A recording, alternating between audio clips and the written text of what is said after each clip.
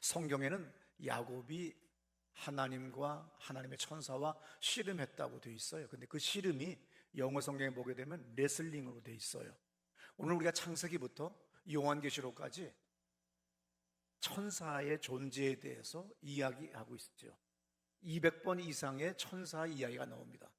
그래서 아브라함도 천사를 만납니다. 예수의 어머니, 육신의 어머니 마리아도 천사를 만납니다. 예수님도 천사들의 수종을 받는 장면이 있어요. 그래서 가장 많이 천사라고 하는 단어가 등장하는 것은 요한계시록인데 160번 정도가 요한계시록에 등장을 하고 있어요. 천사가 전능하지는 않지만 그러나 사람보다는 엄청난 영적인 존재이기 때문에 힘을 가지고 있습니다. 예를 들어서 히브리서 1장 7절에 천사들에 관하여는 그는 그의 천사들을 바람으로 그의 사역자들을 불꽃으로 삼으셨느니라 그랬어요. 그래서 우리가 천사들이 나타났을 때 그 천사의 어떤 눈으로 우리가 잘 볼 수는 없지만 바람이 일어나고 또 불꽃이 일어나는 것을 또 영안이 뜬 사람들이 봅니다. 사도행전 2장에 주의 성령이 임하는 역사가 일어날 때 성령의 바람이 불고, 그러니까 영적인 역사가 일어날 때 바람이 불어요. 아무런 느낌이 없는 그런 것이 아니라 어떤 바람이 불고 그 다음에 불이 임하는 것을 눈으로 볼 수 있고 그 다음에 소리로 들을 수 있어요. 그러니까 느낄 수 있고 볼 수 있고 들을 수 있다는 거죠. 열왕기하 19장 35절에 이 밤에 여호와의 사자가 나와서 아수르 진영에서 군사 18만 5천 명을 친지라. 아침에 일찍 일어나 보니 다 성장이 되었더라. 아시리아가 오늘 이스라엘 백성들을 괴롭히기 위하여 쳐들어왔을 때 오늘 기도하고 난 다음엔 놀라운 역사가 일어났죠. 아침에 일어나 봤더니 전투도 하지 않았지만 아시리아의 군사 18만 5천 명이 다 성장이 돼버리는 그런 엄청난 일들도 누가 해요? 천사가 그렇게 할 수 있다는 겁니다. 그런데 오늘 본문에서 야곱은 천사와 싸웠다는 기록이 있어요. 원문을 보면 씨름했다 그렇게 써 있죠. 레슬링 했다 그럽니다. 26절에 보니까 그가 이르되 날이 세려하니 나로 가게 하라. 야곱이 이르되 당신이 내게 축복하지 아니하면 가게 하지 아니하겠나이다 그랬어요. 26절에서 천사가 야곱을 이길 수 없다는 의미는 힘으로 못 이기는 것이 아니라 하나님의 도움을 받겠다고 하는 그 어떤 간절함, 치열함, 그것이 너무 컸기 때문에 천사가 당연히 한 번에 그냥 쳐버릴 수도 있지요. 아까 18만 5천의 사람들을 송장으로 없애버릴 수도 있는 존재지만 그냥 야곱이 달려듭니다. 나 살려달라고, 응답해달라고. 그러니까는 붙잡는 순간마다 때렸다가는 어떡하겠어요? 그게 아니라 그냥 여기 잡으면 여기 피하고 저기 잡으면 여기 피하고, 그래서 레슬링이 돼버렸어요. 오늘날로 하면 주짓수가 돼버렸어요. 주짓수는 끊임없이 그냥 계속 돌고 돌고 돌아서 계속 상대방을 꺾어서 제압해버리잖아요. 레슬링보다 더 무서운 것, 더 힘 있는 게 주짓수라고 하는 건데 천사가 계속 주짓수 하듯이 레슬링 하듯이 이리 덤비고 저리 덤비면 계속 피하면서 계속 야곱을, 그렇다고 해서 떨쳐버리지도 않고 야곱을 죽여버리지도 않고 그냥 계속 피해주고 있는 거죠. 그것을 성경에서는 야곱이 씨름했다 그렇게 얘기합니다. 아무쪼록 야곱을 좌절시킬 수 없다고 하는 이 천사는 알아요. 그래서 창세기 32장 30절에서는 야곱이 그곳 이름을 브니엘이라 하였으니 그가 이르기를 내가 하나님과 대면하여 봤다. 그럼 정말 하나님을 봤느냐? 아니죠. 천사를 본 거예요. 그러나 하나님의 대행자이기 때문에 하나님을 봤다 그렇게 이야기하고 그 이름을, 그 장소를 브니엘, 우리가 여호와 니시, 여호와 이레, 여호와 라파, 아니면 또 오늘 브니엘 이렇게 하듯이 니시 이레 라파 하듯이 브니엘, 하나님의 얼굴을 봤다 하는 그러한 장소를 지명으로 남겼어요. 창세기 32장 5절에서 허벅지 관절을 천사가 쳤다는 기록이 있습니다. 예전 성경에는 환도뼈라고 되어 있어요. 그래서 환도뼈를 먹지 않는다고 그랬는데 해석하기 계속 발달하면서 보니까 그게 무슨 뜻이냐면 히브리어를 읽다가 모음을 아에 이오를 갖다가 고대 히브리어에서 발견을 못했어요. 읽는 법을 모르는 거죠. 그래서 학자들이 모음을 만들었습니다. 점 2개 찍고 3개 찍고 1개 찍고 뭐 이런 식으로 해서 히브리어를 갖다가 읽을 수 있게 했어요. 그리고 옛날에 하나님을 감히 이름을 부를 수 없다고 그래서 읽지 않다 보니까 나중에 세월이 흘러 잊어버려 버렸어요. 그래서 우리가 여호와 그러지만은 사실은 나중에 가장 근접한 발음이 야훼라고 하듯이, 그래서 히브리어라고 하는 것 이 자체가 이제 계속 해석하기 발달하고 자료가 문서가 발굴되면서 아하, 이게 뼈가 아니고 근육, 특정 그 부분의 근육과 살이라고 하는 것이 이제 뼈가 아니라는 것만은 나왔어요. 어떻든 간에 해석상의 과제로 남아있다, 이렇게 학자들은 이제 얘기하는 걸로 끝냅니다. 사람이 하나님을 이길 수 있어요? 절대로 못 이기죠. 천사도 못 이깁니다. 근데 여기에서 야곱이 이겼다는 건 뭡니까? 하나님의 은혜라는 거예요. 그냥 우리가 나중에 아이가 너무 뗐으면 웬만한 사람은 다 져줘요. 자식 이길 부모가 어디 있어요? 손은 안으로 구는다고 하는 그 엄청난 대전제를 가지고 어떻게 해요? 자식한테 다 져요. 하나님도 똑같아요.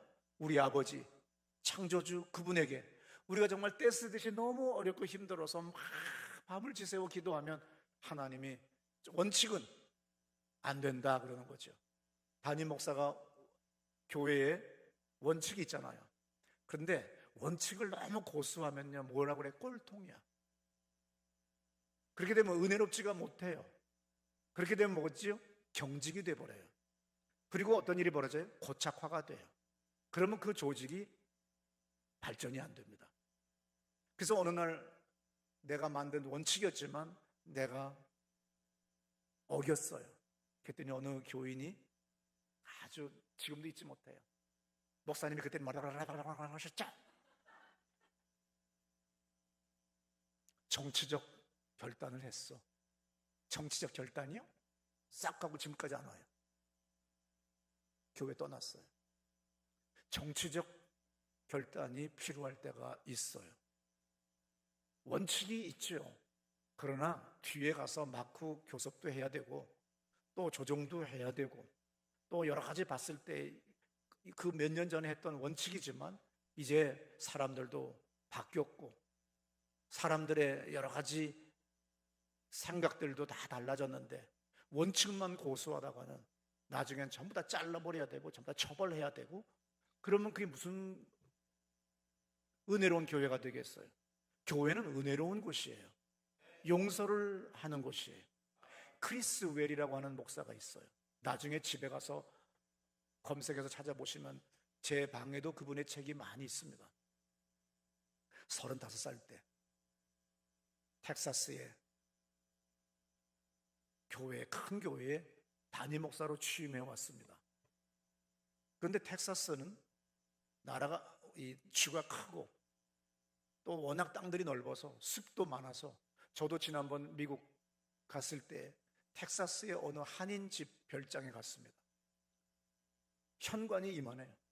양쪽에 2개의 큰 현관 기둥이 있고 차가 이렇게 들어와서 쓸 수도 있어요.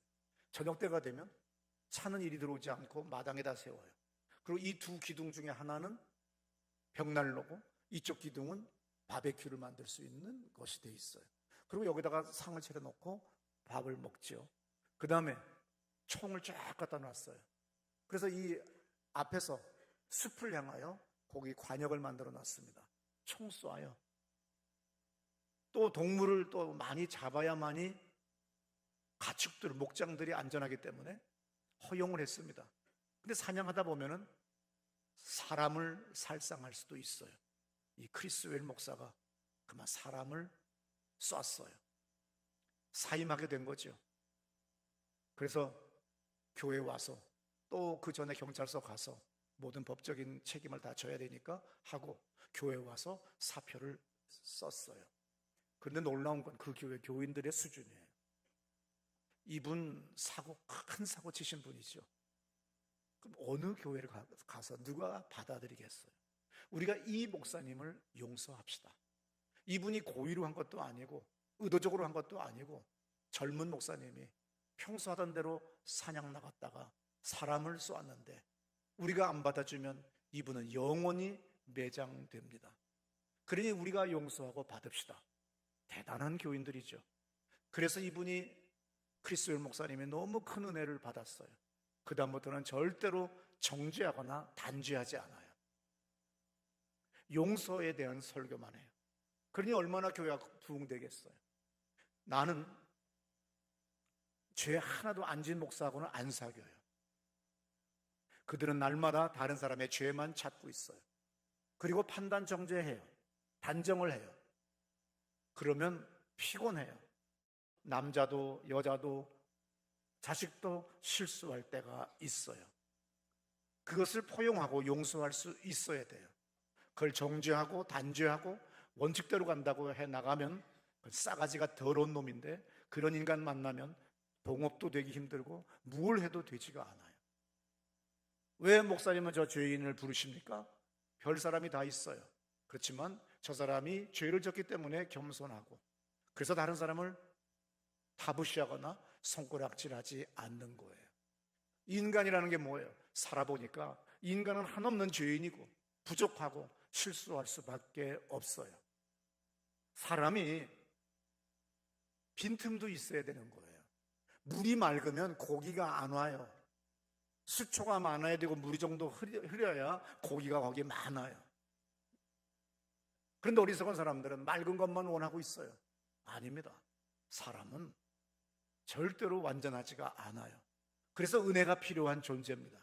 그래서 크리스웰 목사님이 그렇게 훌륭한 목사가 됐던 이유는 사랑이 넘치는 포용하는 용서의 말씀을 진정으로 자기가 경험했고, 그렇기 때문에 그 용서를 전하니까 정말 주 예수 그리스도의 사랑과 용서를 모든 사람들이 경험할 수 있는 은혜가 됐던 겁니다. 어떻든 간에 오늘 야곱이 이겼다고 하는 것은 하나님의 은혜입니다. 하나님은 야곱의 집요함과 하나님의 축복을 받고자 하는 그 몸부림치는 모습, 그 치열함을 보고 은혜로 져준 거예요. 하나님이 져줬다고 하는 것을 이해 못하는 건 젊은 사람들이에요. 결혼하지 않은 20대 사람들입니다. 10대입니다.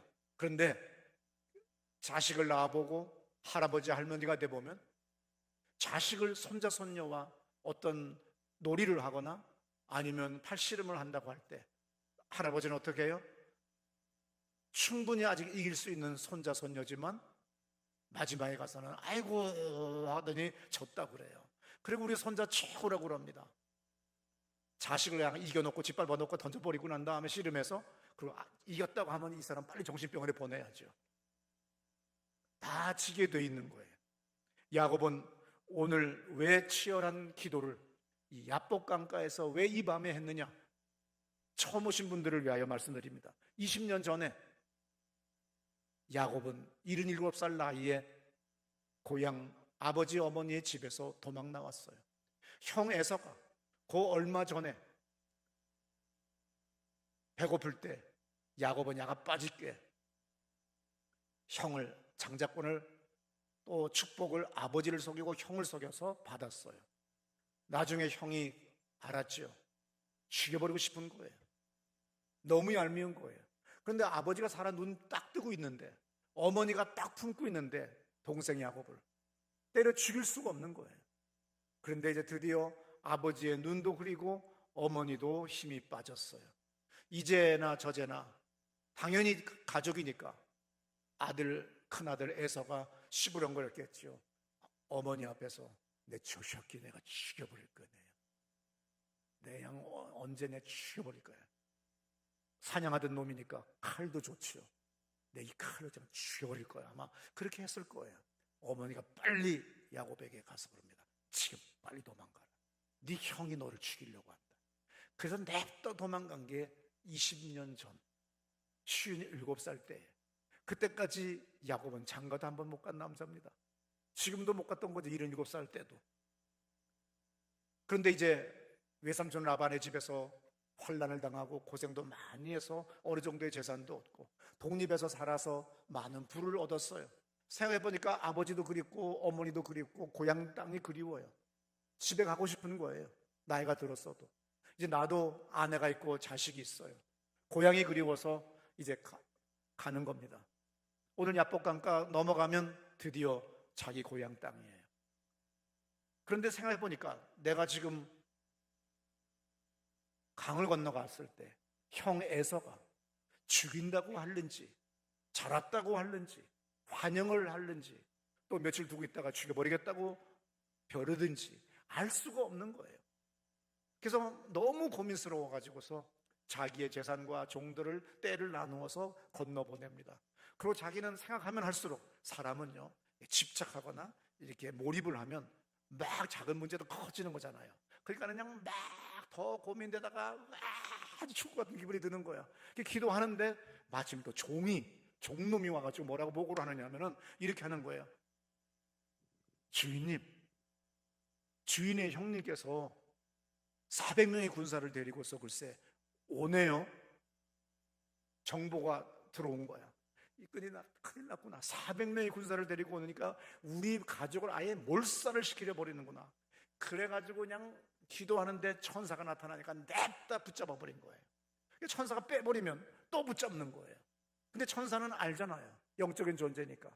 야곱이 다급한 걸 아니까 계속 씨름하듯이, 오늘날의 용어로는 주짓수 하듯이, 다음번에 이 설교할 때는 주짓수 하는 야곱 그래야 되겠어요.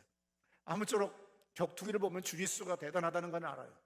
주짓수 하는 사람들은 두세 대는 얻어맞아요. 맞지만 어떤지 그냥 딱 끌어앉아가지고서 매트의 바닥에 굴릅니다. 그 다음부터는 계속 돌고 돌아서 마지막에 딱 지압을 해버려요.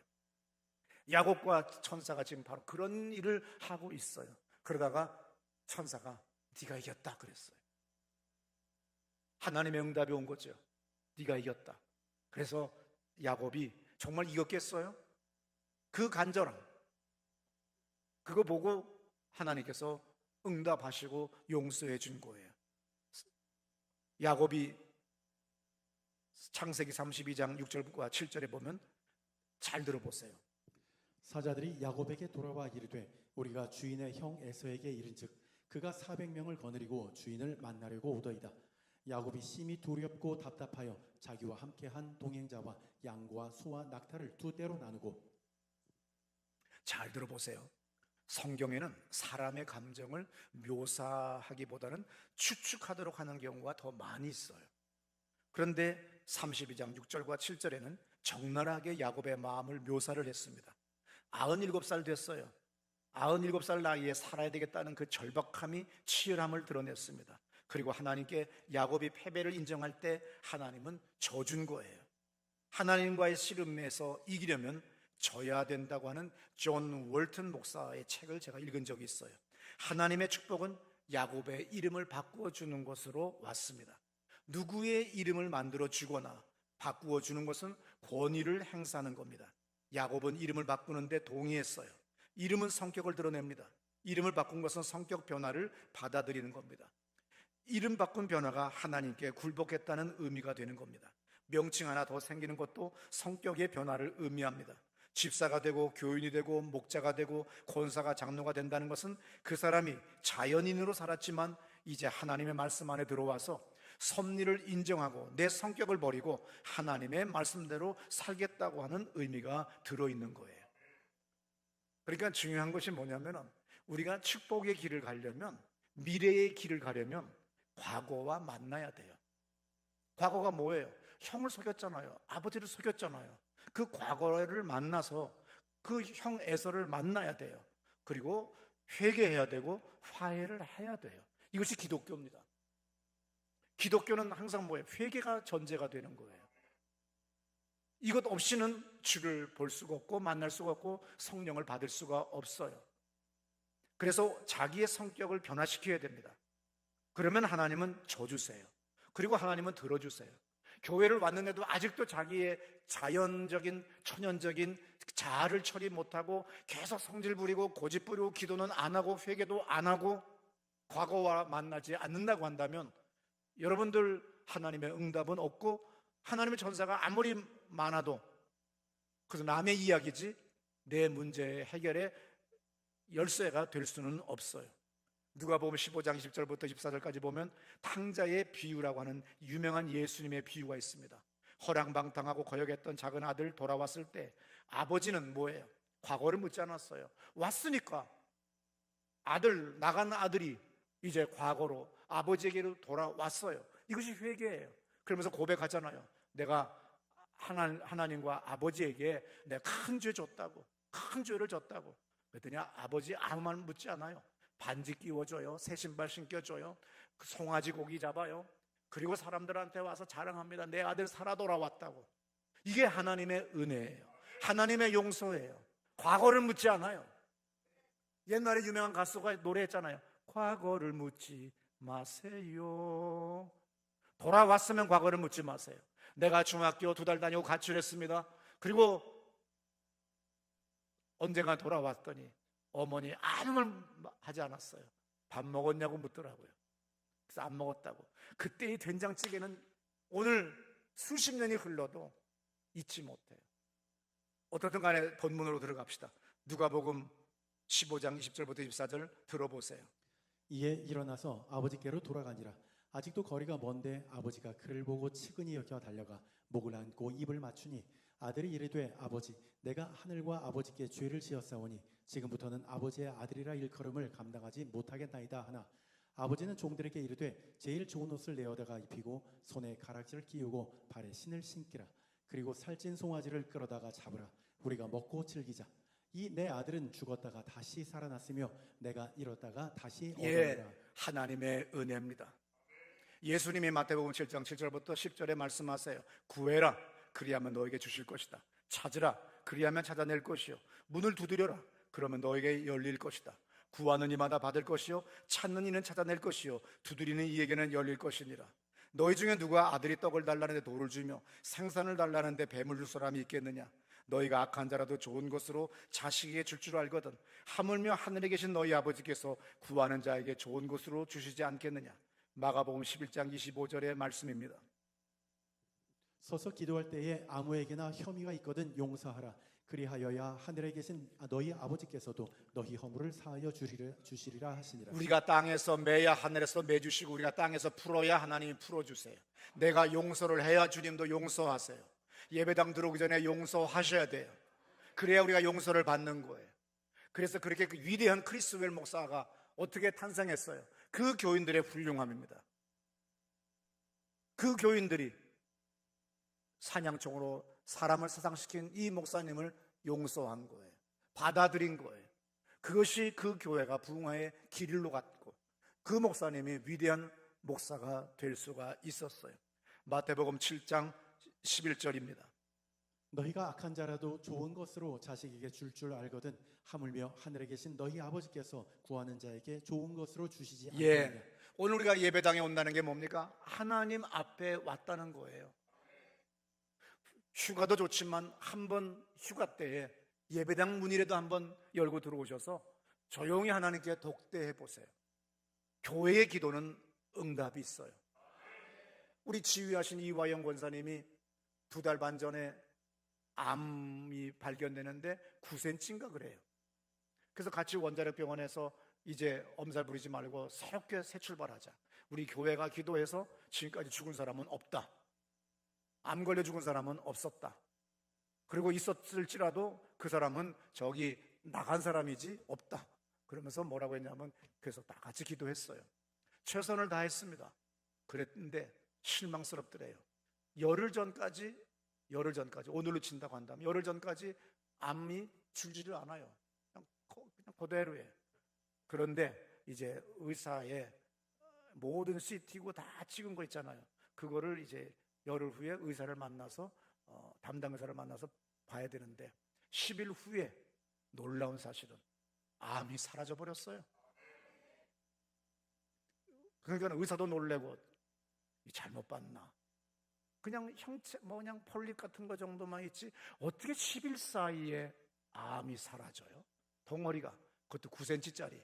그래서 그것도 줄여야만이 된다고 그래서 수술을 못 한다고 그래서 방사선과 항암만 한 건데 어떻게 열흘 전까지도 있었던 것이 열흘 후에 사라져버리는 놀라운 간증을 어제 그저께 카톡으로 모든 중보기도 팀이나 많은 모임에다가 날려보낸 것을 제가 읽었어요. 그래서 오늘 아침에 다시 물어봤죠. 사실이냐? 사실이라고. 확실히 없다고. 하나님이 하시면 단 열흘 사이에 암덩어리가 소멸할 수도 있다는 거죠. 그렇지만 우리는 어떻게 겸손히 살아야 돼요. 또 나쁜 소식 하나는 있는데, 우리 유소미 집사가 우연히 발견을 했는데 종합검진에서 암인데 0.9cm, 1cm가 안 되는 거래. 그래서 이거는 방사선도 항암도 없고 그냥 똑 떼어내기만 하면 된대. 그래서 담담하게 교회에 어제 그저께 오셨어요. 그래서 우리 다 같이 기도했죠. 이제는 암은 80 넘으면, 70이 넘어도 이제는 세 사람 중에 한 명이 암이기 때문에 누구나 뇌혈관 아니면 심혈관 질환, 또 그 많은 사건 사고로 누구나 다 고난과 고통과 죽음의 길을 맞닥뜨리게 돼요. 그러므로 남의 얘기라고 생각하지 말고 다른 사람의 어려움을 우리가 듣게 될 때는 겸허한 마음으로 꿇어 엎드려서 기도하고 축복하는 겁니다. 그렇게 십시일반으로 기도하다 보면 나도 어느 날 내가 어렵고 힘들 때 주님의 은혜를 받을 수 있는 걸 믿으시기 바랍니다. 평소에 안 하던 기도 한번 이번 기회에 해보세요. 예수 그리스도의 이름으로. 그러면 하나님이 져주세요. 그것이 바로 하나님의 응답인 걸 믿으시기 바랍니다. 우리 다 자리에서 일어나셔서 우리 오른손이나 왼손 번쩍 들고 내 손 잡아주세요. 하나님 아버지, 나에게 새 힘을 주세요. 또 우리의 질병을, 우리의 자녀들을 축복해 주세요. 이 교회 위에 함께 해주세요. 우리 다 같이 소리 높여 기도합니다. 하나님 아버지 감사합니다.